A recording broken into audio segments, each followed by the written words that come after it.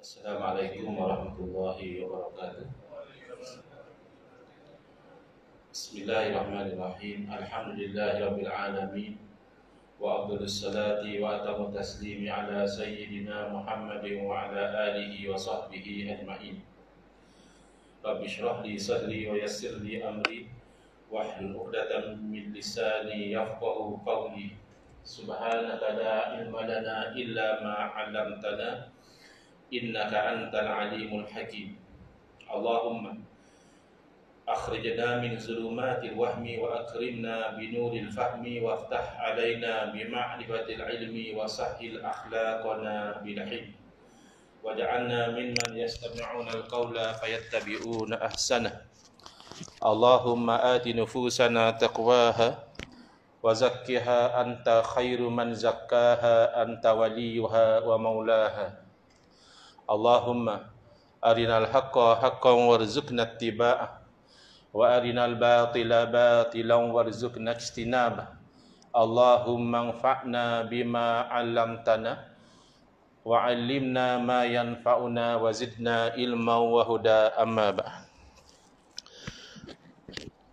Alhamdulillah, muslimin muslimat, hadirin hadirat yang saya hormati, moga-moga kita semua dirahmati dan diberkati oleh Allah Subhanahu wa taala, dan moga-moga kita semua dikurniakan oleh Allah Subhanahu wa taala kefahaman yang baik di dalam urusan agama sesuai dengan sabda junjungan Nabi kita Nabi Muhammad sallallahu alaihi wasallam, man yuridillahu bihi khairan yufaqihu fid din. Barang siapa yang Allah nakkan dengan dia kebaikan, nescaya Allah akan beri dia faham di dalam urusan agama. Dan moga-moga kita semua dikurniakan oleh Allah SWT akhlak yang mulia, juga sesuai dengan sabda Nabi SAW, innama bu'istu liutammima makarimal akhlak. Hanya saja aku dibangkitkan demi untuk menyempurnakan kemuliaan akhlak. Sepatutnya ada slide show tak? Kalau ada slide show, dia akan yang kecil, dia akan hilang. Ya, saya tahu. Tapi saya dah beberapa kali cuba, dia akan tak jadi. Okay. Saya tekan slide show, nanti dia akan jadi macam ni balik. Mungkin ada masalah pada kabel ataupun Allah alam, sebab saya cuba tempat lain okey je. Dia yang nice-nya slide show lah. Saya pun ada buat animation, jadi dia akan keluar satu-satu. Tapi dia tak edit. Saya tekan, dia akan jadi apa? Dia akan tunjuk macam ni balik kan. Dan dia akan, saya cuba lagi sekali. Baik. Sepatutnya malam ni kita berkuliah berkitab ya, iaitu kitab yang selalu kita jadikan sebagai rujukan, sebagai teks, iaitu kitab Kekeliruan Umat. Inilah jawapannya. Susunan Al-Fadil Ustaz Mahathir bin Haji Jun lah, hafizahullah ta'ala wa nafa'ana bihi wa bi'ulumihi fi daraini amin. Cuma saya dapat permintaan daripada AJK, iaitu Tuan Haji Said Muzni, kerana saya difahamkan surau ada menyediakan talian bertanya soalan kepada dua orang ustaz, yang mana soalan tu akan masuk dan Ustaz Ahmad Zaki dan Ustaz Syed Abdul Qadir Al-Jufri, tak silap saya, mereka akan menjawab soalan-soalan yang diajukan melalui talian soalan tersebut. Cuma bila masuk soalan ini, Ustaz Syed, Tuan Syed Muzni, dia channelkan kepada saya. Dia kata mungkin Ustaz sesuai untuk jawab soalan ini, kerana saya pernah pun berdialog tentang isu fahaman Wahabi ini sampai ke negeri Perlis, berdialog sampai ke sana. Jadi pada pandangan beliau mungkin lebih sesuai kalau saya yang menjawab. Tapi soalan ini memang ringkas, cuma jawapannya tidak seringkas itu, sebab soalan dia pun serius. Dia kata, salam Ustaz, ini soalan saya. Apakah mazhab Wahabi itu sesat? Itu nombor satu. Yang kedua, kalau sesat, apa yang menyebabkan ianya sesat? Yang nombor satu pun sudah berat. Sebab kita tahu yang berfaham dengan fahaman Wahabi ini orang Islam juga. Maka nak katakan orang Islam itu sesat bukan satu benda yang mudah. Bukan satu benda yang boleh dilakukan secara sembrono. Asal kita tak suka, kita kata sesat. Tidak semudah itu. Dia mesti ada data-data dan fakta-fakta. Dan itulah relevan soalan yang kedua itu. Kalau sesat, apa yang menyebabkan jadi sesat tu? Mesti ada sebab dia. Dan yang ketiga ni agak minor dan saya pun tak biasa jumpa soalan ni. Apakah ciri-ciri pengikut Wahabi? Adakah tak tadah tangan masa berdoa tu adalah ciri-ciri Wahabi? Saya tak biasa dapat soalan macam ni. Wallahu a'lam. Mungkin dia tengok ada antara jemaah tu, bila orang lain angkat tangan berdoa dengan imam, dia seorang tak angkat tangan. Dia Wahabi kot ni. Tak semestinya lah. Tak semestinya. Saya jawab yang mudah dululah ya. Tak angkat tangan masa berdoa tidak semestinya Wahabi. Boleh jadi kerana dia sedang fokus kepada zikir yang lain. Saya sendiri pun tadi masa imam angkat tangan berdoa, saya tak angkat tangan sebab saya sedang fokus kepada zikir saya. Adakah saya Wahabi? Tidak. Ataupun setengah orang kerana dia kata tak apalah, angkat tangan tu sunat saja, jadi dia tak nak buat. Seloknya buatlah benda sunat, tapi dia tak nak buat, tak berdosa, dan mungkin dia bukan Wahabi. Cuma kalau ada kaitan pun, wallahu a'lam, adalah ada di kalangan orang yang terpengaruh dengan fahaman Wahabi, dia menganggap berdoa beramai-ramai selepas solat tu bid'ah. Satu benda yang sepatutnya jangan buat. Sebab Nabi tak buat, kata dia. Bila bid'ah maksud dia bid'ah yang sayyi'ah, bid'ah yang buruk. Ataupun dalalah, bid'ah yang sesat. Jadi kalau macam itu, dia tak nak berdoa beramai-ramai. Jadi bila orang berdoa ramai-ramai, dia tak join. Dia pun tak angkat tangan lah sebab dia tak join. Itulah, daripada sudut itulah ada kemungkinan. Tapi tak semestinya. Jangan kita mudah kata, oh dia ni tak angkat tangan maka dia Wahabi.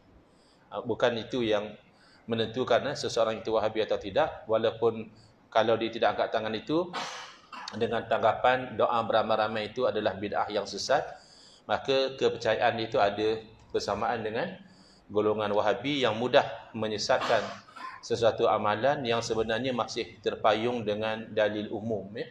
Kerana dalam satu riwayat kita diberitahu oleh Nabi SAW, tidaklah sesuatu kaum itu berdoa salah seorang dari mereka dan mengaminkan yang lain, melainkan Allah Ta'ala perkenankan doa mereka.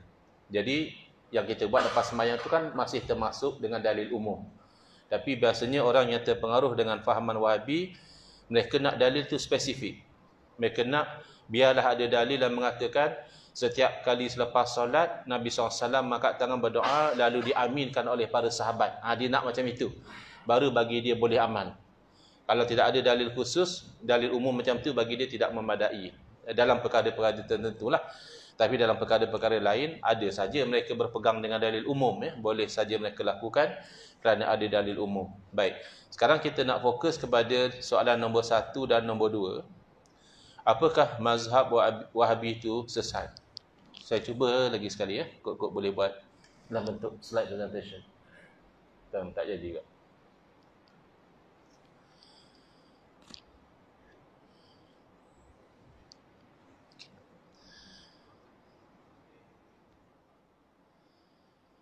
Baik, untuk menjawab soalan ini, adakah Wahabi itu sesat?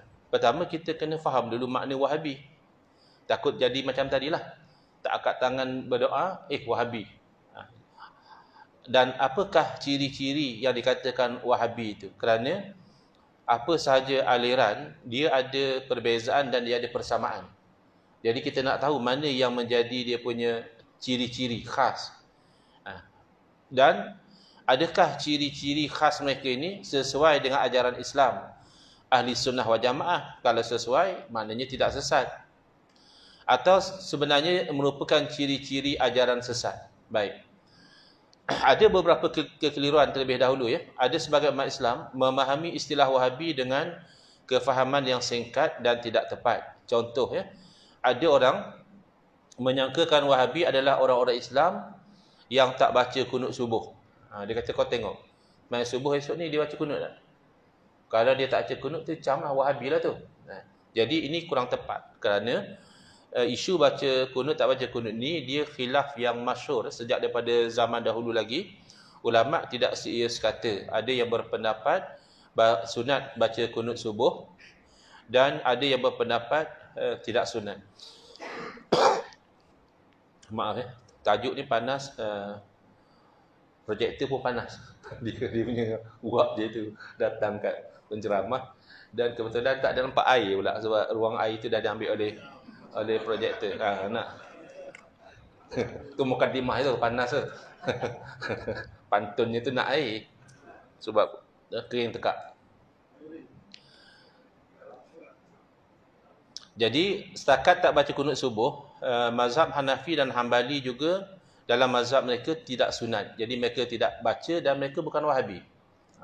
Cuma kaitan kunut subuh dengan Wahabi ni, biasanya Wahabi ni menjadikan isu khilaf macam ni sebagai punca perbalahan. Sebagai contoh, di Malaysia majoriti adalah bermazhab Syafi'i, iaitu yang berpegang baca kunut subuh sunat.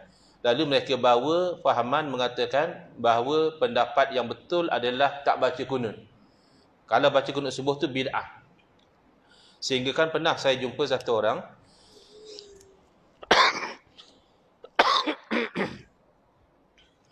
dia posting dalam Facebook dia kata syukur Alhamdulillah, akhirnya saya berjaya juga meninggalkan kunut subuh.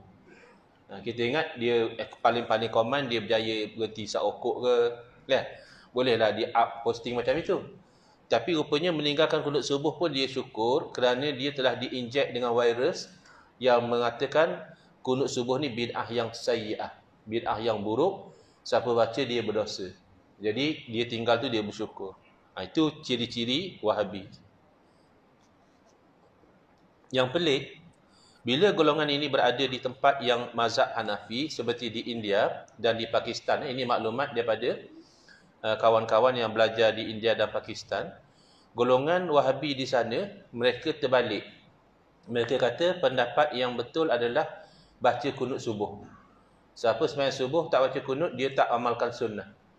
Jadi sentiasa nak mencari persengketaan dengan masyarakat setempat. Padahal apa salahnya diakui bahawa ini adalah perkara khilaf, maka masing-masing beramal dengan mazhab masing-masing. Kalau di Malaysia, mazhab Syafi'i yang kacau lah. Mereka berpegang sunat, mereka baca. Kalau di India, mereka berpegang tak sunat. Bahkan di Malaysia pun, kalau kita tahu dia mazhab Hanafi, kita tak marah pun. Kawan-kawan Bangladesh, Pakistan, dia tak baca kunut subuh. Setahu saya tak ada orang marah. Kau ni apa, pemalas tak baca kunut, tak ada. Sebab kita dah faham. Jadi bukan masalah kunut subuh sebenarnya. Kemudian ada yang menyangkakan orang yang tak nak buat kenduri arwah tu Wahabi. Mak dia mati pun tak buat kenduri arwah, Wahabi ikut Ustaz? Tak semestinya. Di kalangan ulama Islam tidak ada yang mewajibkan kenduri arwah. Dan mereka bukan Wahabi. Bukan setakat tidak ada yang mewajibkan, bahkan di kalangan ulama-ulama mazhab Syafi'i sendiri misalnya, ada yang menghukum makruh melakukan perkumpulan di rumah si mati ini semata-mata dengan tujuan untuk membesar keurusan kematian. Itu adalah bid'ah yang makruh. Perkara baharu yang hukumnya adalah makruh. Bahkan ada kalanya berubah menjadi haram sekiranya perkumpulan itu adalah untuk meratap. Kerana meratap kematian itu adalah haram. Atau jamuan itu menggunakan harta yang haram, ambil harta anak yatim lalu buat kenduri arwah, itu adalah haram. Jadi bukan isu tak nak kenduri arwah, Cuma kaitan Wahabi ni, bila dia lihat kenduri arwah ni bid'ah yang sayyi'ah dalalah, dia nak paksa orang lain pun sama pandangan macam dia. Padahal dalam mazhab Syafi'i, walaupun ada kata makruh, ada kata haram, makruh dan haram tu ada sebab dia. Makruh dalam keadaan macam ni, haram dalam keadaan macam ini. Maka kalau keadaan itu tidak ada, hukumnya boleh berubah.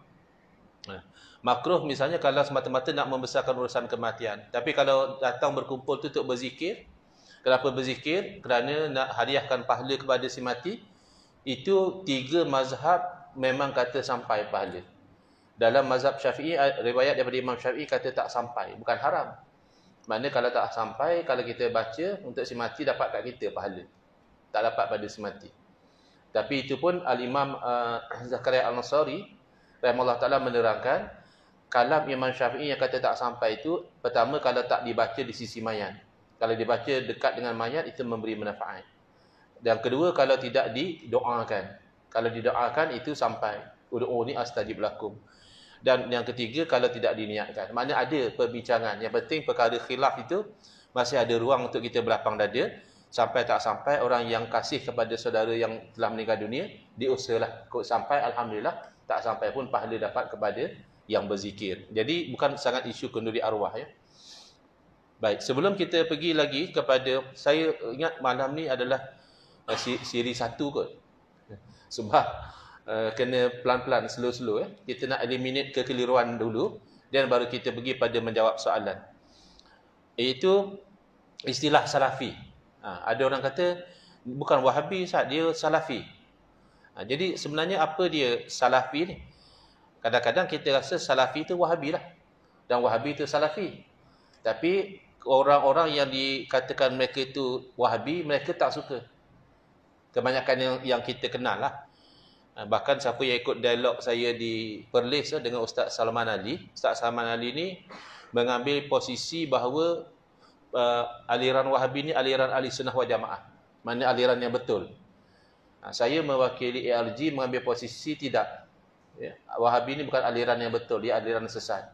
Dalam keadaan Ustaz, kalau saya dikata Ustaz ni Wahabi, kalau saya kata saya bukan Wahabi, logiklah. Sebab saya berpendirian Wahabi itu sesat.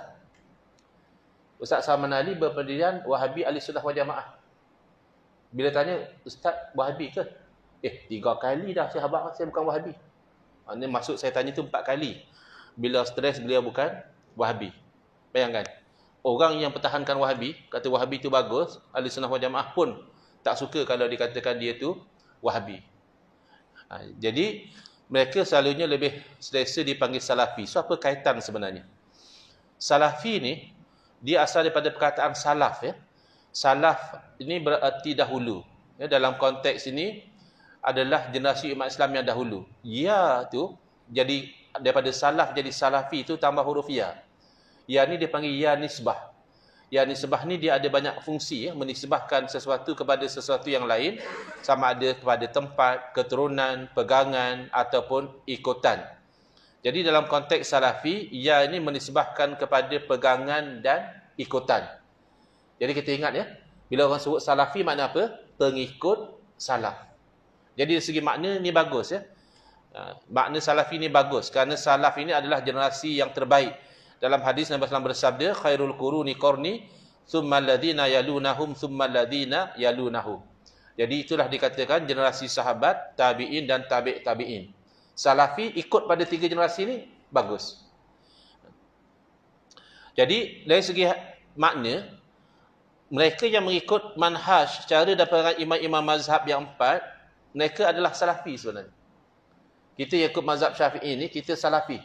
Sebab Imam Syafi'i salaf. Kawan-kawan kita yang ikut Hanafi juga salafi kerana mereka ikut Imam Abu Hanifah salaf. Demikian yang Maliki dan juga yang Hambali kesemuanya adalah salafi kerana imam mereka adalah salaf. Cuma dari segi praktikal, pengikut mazhab-mazhab ini mereka akan intisab mengikut nama ataupun kunyah, laqab. Ya, misalnya Imam Abu Hanifah, Nu'man bin Sabit, laqabnya itu dijadikan Hanafi. Nama Imam Malik nisbah jadi Maliki. Imam kita tidak nama Syafi'i ya. Imam kita nama Muhammad. Jadi Syafi'i itu nama atas lagi ya, datuk atau keturunan, maka pengikut disebut Syafi'i. Dan Imam Ahmad bin Hanbal ya, Hanbal ni sama ada bapa ataupun datuk beliau, lalu dinisbahkan jadi Hanbali. Dari segi penisbahan ini yang popular. Tapi dari segi teknikal mereka semua adalah salafi. Cuma mereka tak guna ya gelaran ini. Jadi dari segi praktikal, golongan yang suka menggunakan gelaran salafi ini adalah mereka yang mengikut manhaj Syekh Muhammad bin Abdul Wahhab yang hidup pada kurun ke-12 Hijrah bersamaan 18 Masihi. Yang mana Syekh Muhammad Abdul Wahhab ni dan pengikut dia menjadikan Al-Imam Ibn Taymiyah sebagai rujukan tertinggi mereka dalam memahami ajaran Islam.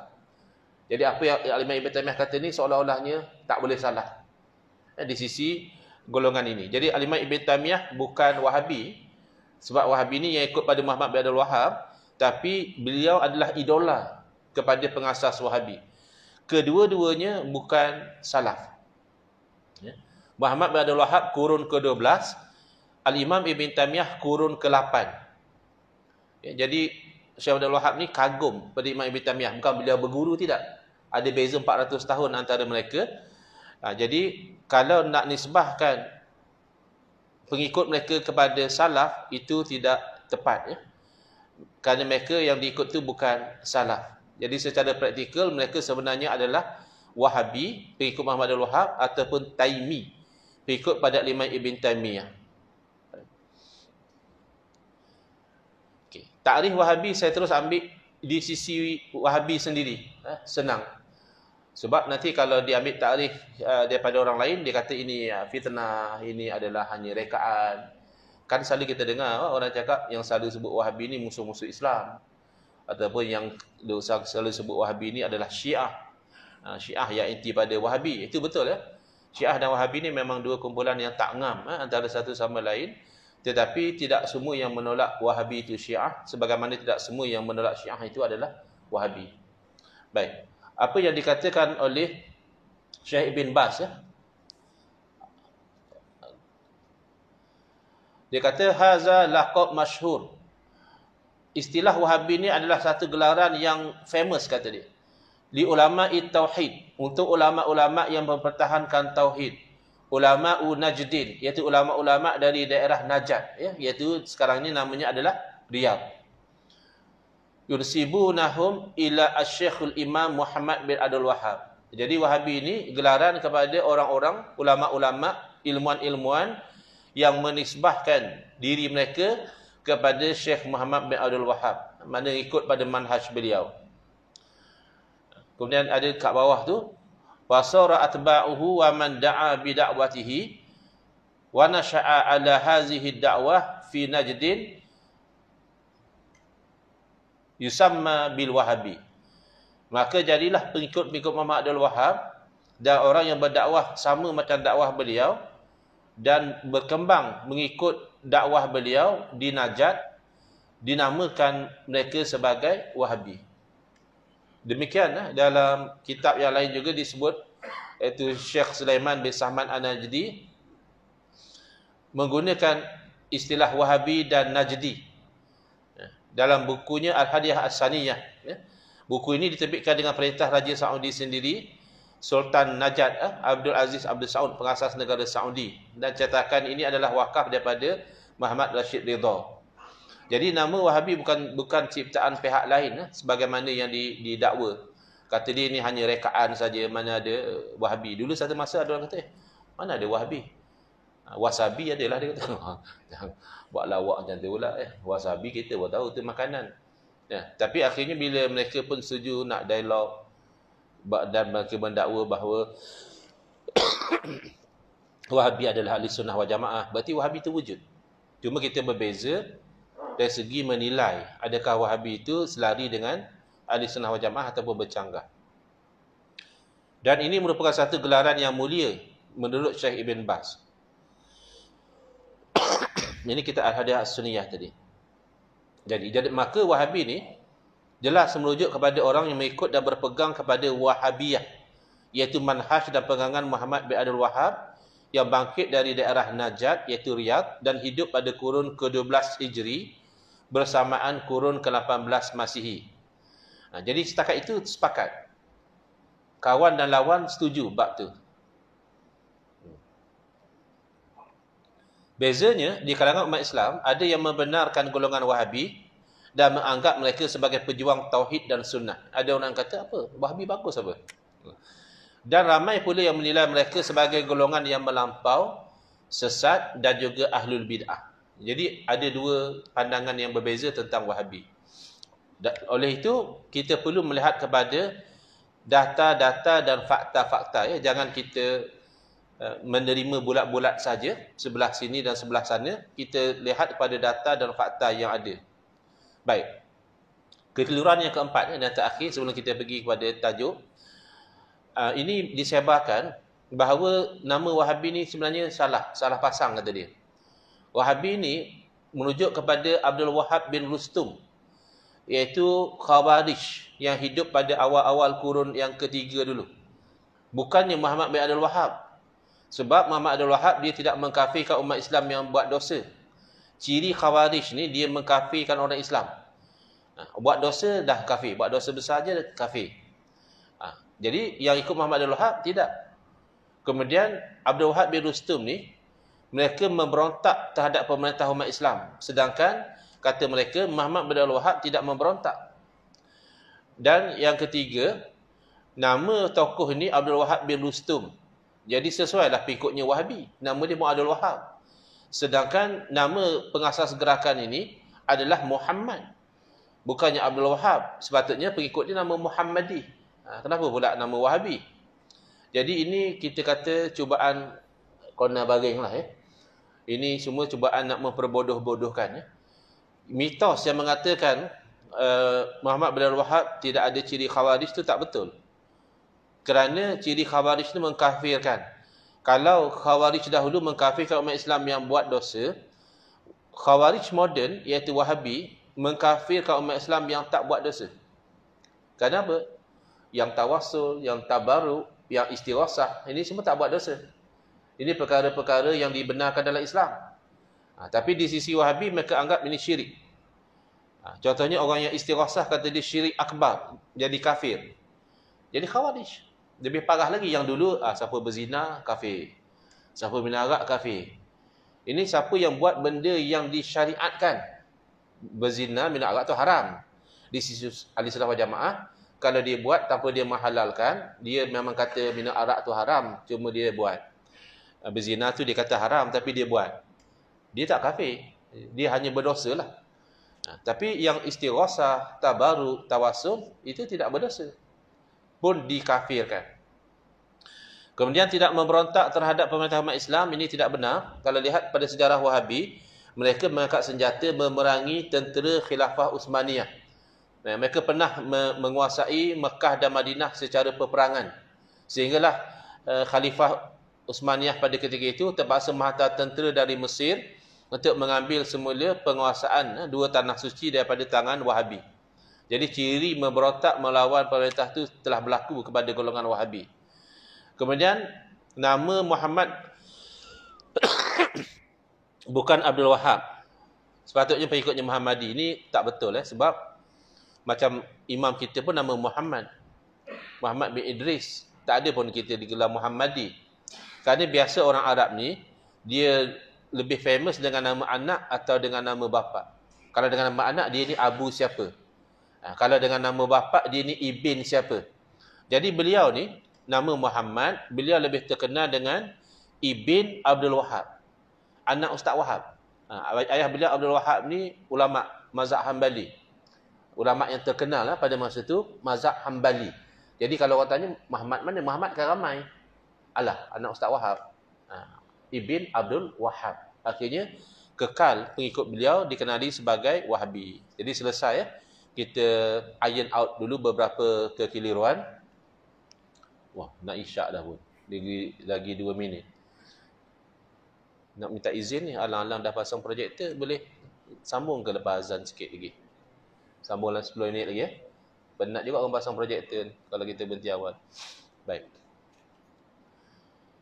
Lagi 2 minit, saya stop dulu azan, lepas tu saya sambung lagi dalam 10 minit insya-Allah. Ini adalah keputusan Muzakarah Jawatankuasa Fatwa MKI ke-106 tahun 2014 Jadi yang tu agak kecil saya dah convert kepada tulisan yang besar tu yang dalam kotak tu. Dapatan kajian yang dianalisis mendapati bahawa aliran Salafi Wahabi diguna dua-dua Salafi dan juga Wahabi. Salafi ni yang popular, Wahabi yang memang the actual meaning dia adalah tidak selari dengan arus perdana atau jumhur ahli sunnah wal jamaah yang diamalkan di Malaysia. Yang ini ciri utama Wahabi bukan tak angkat tangan masa berdoa. Untuk menjawab orang yang bertanya, saya tak pasti siapa yang tanya. Bukan masalah tak angkat tangan masa berdoa. Yang paling utama ciri Wahabi adalah berpegang kepada pegangan tauhid 3, iaitu rububiyah, uluhiyah dan asma' wa sifat. Yang dibawa oleh golongan Salafi Wahabi cukup membimbangkan kerana konsep tauhid 3 jelas tidak mewakili konsep tauhid ahli sunnah wal jamaah. Jadi kira konsep tauhid yang sesat. Bukan makna kafir Sesat di sini makna tidak selari dengan pegangan ahli sunnah wal jamaah yang berteraskan ajaran Asy'ariyah Maturidiyah dan seterusnya. Baik, saya berhenti dahulu untuk laluan azan.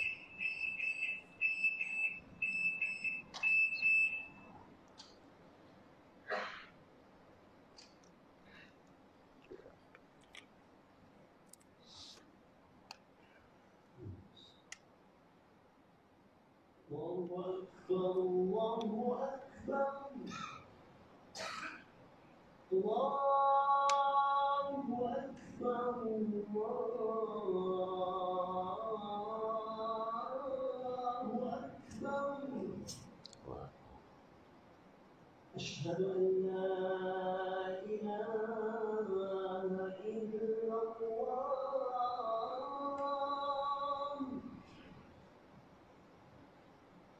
أشهد أن لا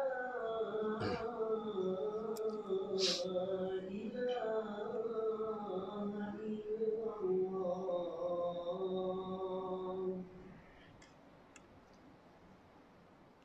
أشهد أن محمدا رسول الله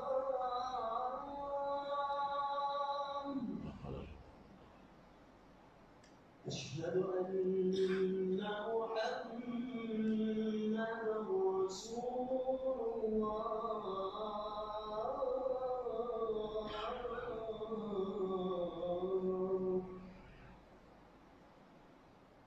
حي على الصلاة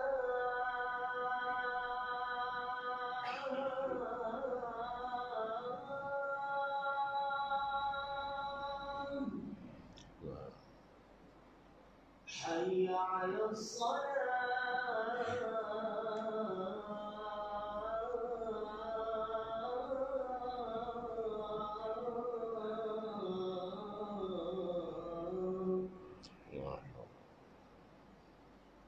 حي على الفلاح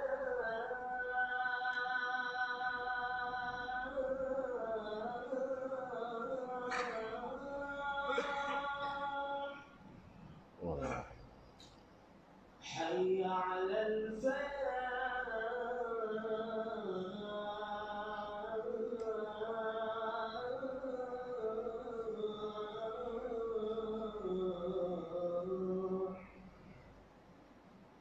الله أكبر الله أكبر لا إله إلا الله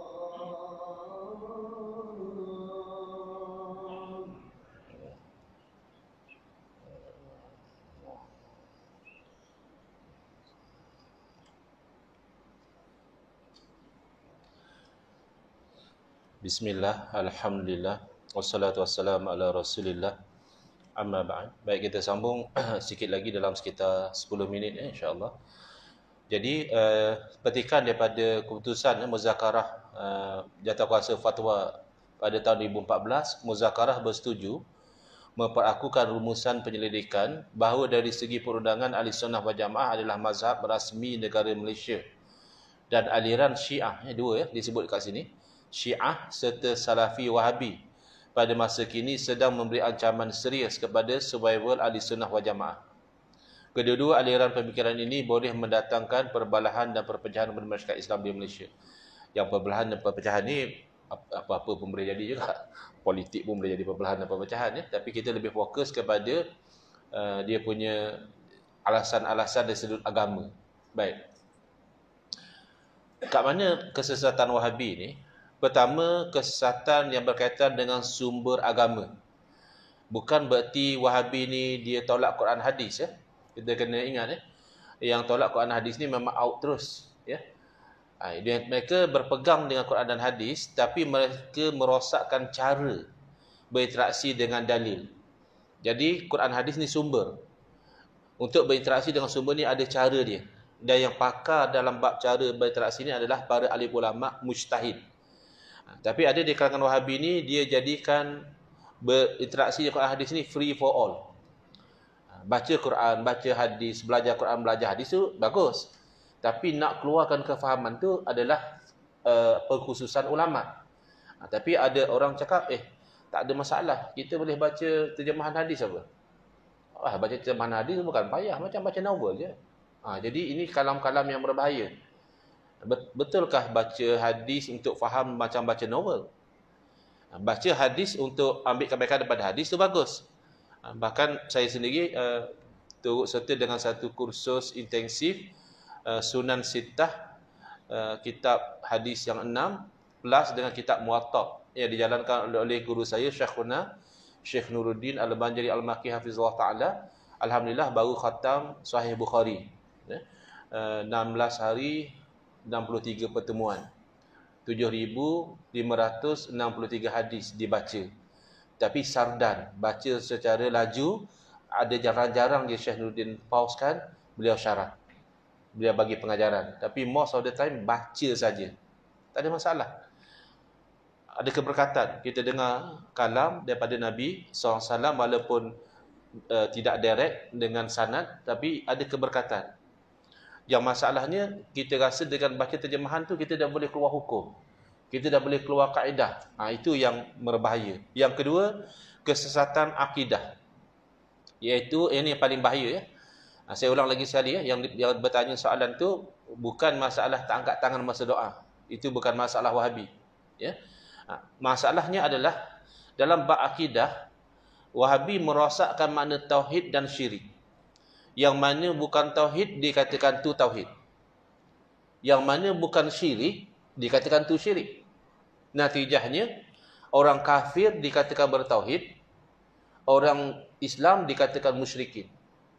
Akhirnya berlaku pada awal-awal kebangkitan fahaman Wahabi, mereka menghalalkan darah dan membunuh ribuan umat Islam, dan di zaman kita ini ideologi ini dilaksanakan oleh golongan Daesh ataupun ISIS, juga mengkafirkan orang-orang Islam yang mereka bunuh. Ini kesesatan dalam bab akidah. Yang ketiga, kesesatan Wahabi dalam isu bid'ah dalalah. Jadi mereka selalu menganggap kita ni ahlul bid'ah. Sebab kita lepas sembahyang doa ramai-ramai, kita zikir kuat, kemudian kita ada tahlil arwah, kita sabut maulid. Lalu kita ni dianggap sebagai ahlul bid'ah. Ini terbalik sebenarnya. Yang bid'ah mereka anggap sebagai sunnah, yang sunnah itu mereka anggap sebagai bid'ah. Nanti kita akan terangkan.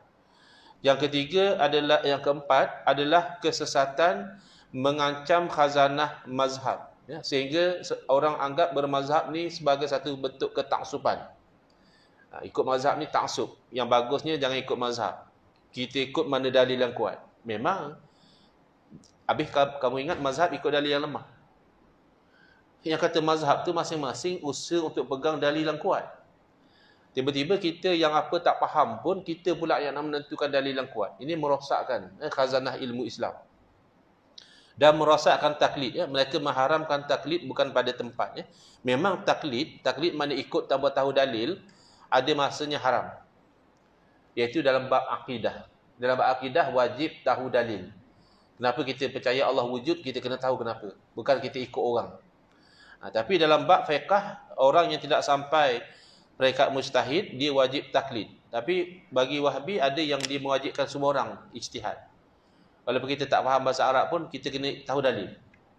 Padahal para ulama telah jelaskan, di sisi orang awam, fatwa ulama tu sudah mengambil tempat sebagai dalil. Sebab mereka kalau pergi pada dalil pun mereka tak pandai untuk memproses dalil menjadi hukum.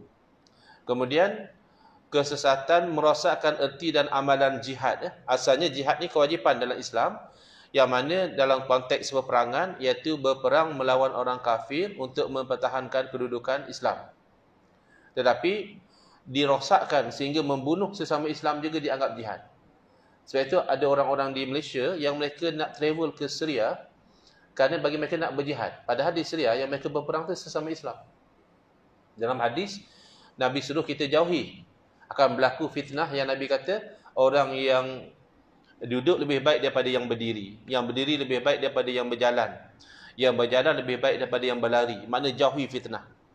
Ini tak, kita pula pergi pada tempat berlakunya fitnah, pembunuhan sesama Islam sebab dah salah faham makna jihad. Yang keenam adalah kesesatan dalam bentuk menghancurkan ijma'. Sedangkan ijma' ini adalah benteng yang mana telah diberi jaminan oleh Nabi SAW, Inna Allah la yajma'u ummati ala dalalah. Sesungguhnya Allah tidak menghimpunkan umat aku di atas kesesatan. Bila umat telah ijma', mana sudah ada satu bentuk ismah. Pemeliharaan daripada Allah itu tidak sesat. Tapi Wahabi dia melanggar ijma' bila ijma' itu tak sesuai dengan pegangan dia. Dan ini tidak mengherankan kerana idola Wahabi sendiri, iaitu Al-Imam Ibn Taymiyah rahimahullah ta'ala, beliau dicatatkan melanggar lebih kurang 60 ijma' ulama. Maknanya kalau guru sendiri sudah langgar 60 ijma', murid mungkin lebih banyak lagi ya ijma' yang mereka langgar. Dan yang ketujuh, kesesatan mereka adalah dalam rangka mereka merampas title ahli sunnah wal jamaah. Ya. Saya tak tahulah kalau ada yang jumpa orang tu dia seronok mengaku dia Wahabi. Saya jarang-jarang jumpa orang macam tu. Selalu mereka tak suka panggil Wahabi, mereka kata kamilah ahli sunnah wal jamaah yang sebenar. Tapi pegangan mereka berbeza dengan pegangan ahli sunnah wal jamaah. Lalu apa yang mereka buat? Ahli sunnah wal jamaah Asy'ariyah Maturidiyah ni disesatkan. Jadi Asy'ariyah ni dikatakan sesat. Di Terengganu ada seorang nama Muhib. Dia pernah ceramah dekat surah An-Naim, Muhib Qawli. Oh, sekarang dia kuat kata Asy'ariyah kafir. Padahal Asy'ariyah siapa? Majoriti umat Islam. Imam Nawawi Asy'ariyah, Imam Ibn Hajar Asqalani Asy'ariyah, Imam Baihaqi Asy'ariyah. Jadi tak tahu, dulu masa tak nampak kan? Masa datang ceramah sini saya pun okey, bagus, suara sedap, baca qasidah sedap. Tak tahu sekarang sehari dua ni dia menyesatkan Asy'ariyah. Maknanya dia menyesatkan majoriti umat Islam. Dan ulama pernah bagi amaran siapa yang menyesatkan Asy'ariyah dibimbangi agama dia. Maknanya bimbang kok agama dia rosak. Sebab dia menyesatkan majoriti ulama-ulama yang menjadi ikutan dalam agama Islam ya. Dalam bidang tafsir, majoriti Asy'ariyah. Ulama hadis, majoriti Asy'ariyah. Ulama fiqh, majoriti Asy'ariyah. Tiba-tiba kamu sesatkan atau bahkan mengkafirkan, ini sangat bahaya. Tapi ini yang berlaku ya. Dalam rangka nak merampas posisi ahli sunnah wal jamaah, bahkan dalam silibus mereka mengajar dalam bab akidah akhta' aqaidiyah lil Asy'ariyah. Kesalahan-kesalahan akidah golongan Asy'ariyah. Jadi tak heranlah kalau yang balik dari sana mereka terpengaruh ya, dengan mengkafirkan golongan Asy'ariyah. Jadi tinggal 1 minit lagi. InsyaAllah dalam kuliah yang akan datang kita akan pergi kepada yang pertama, bagaimana kesesatan Wahabi ini mereka memahami dalil Quran hadis secara zahir, literal, lalu mereka keliru tentang makna tauhid dan syirik. Bahkan sampai peringkat mereka memperlekehkan peranan akal dalam agama. Seolah-olah kalau ikut Quran hadis jangan guna akal. Itu insya-Allah dalam kuliah akan datang. Saya mohon maaf kalau ada tersalah. Bila-bila lagi dekat live ni rasanya ramai juga Wahabi yang follow. Jangan kecil hatilah, benda boleh bincang secara ilmiah insya-Allah. Bismillahirrahmanirrahim. Alhamdulillahirabbil alamin wassalatu wassalamu ala asyrafil anbiya'i wal mursalin wa ala alihi wa sahbihi ajma'in. Allahumma shrah sudurana wa ahsin akhlaqana wa azim ujurana wa nawwir qulubana bi nuri hidayatika kama natarada bi nuri syamsika abadan abada bi rahmatika ya arhamar rahimin. Walhamdulillahirabbil alamin. Amin ya rabbal alamin wal afu minkum.